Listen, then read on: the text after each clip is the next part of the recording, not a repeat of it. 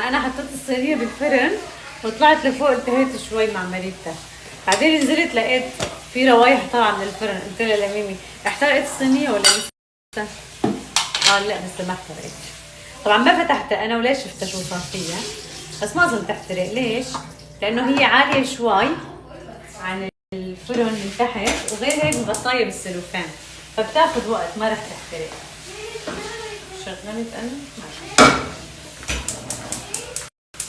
اشتغل.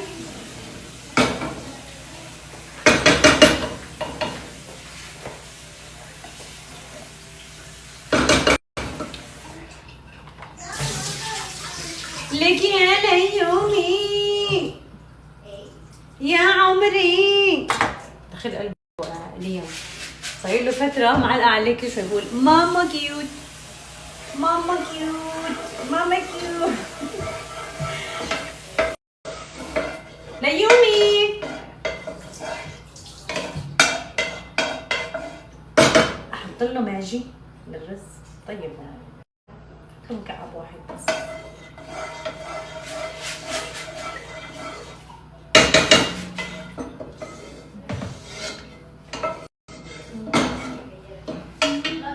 طلع لي مكعب ماجي واحد، نحط له ماجي.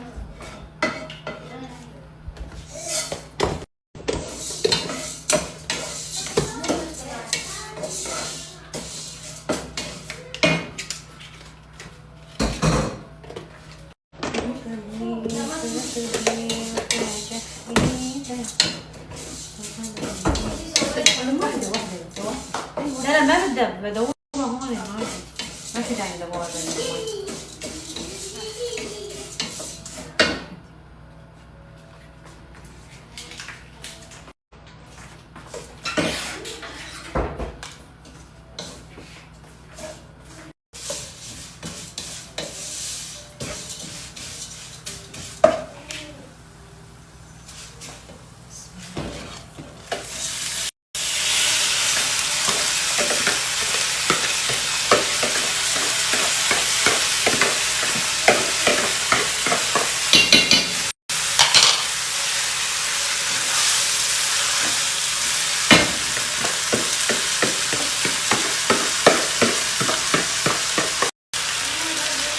راحت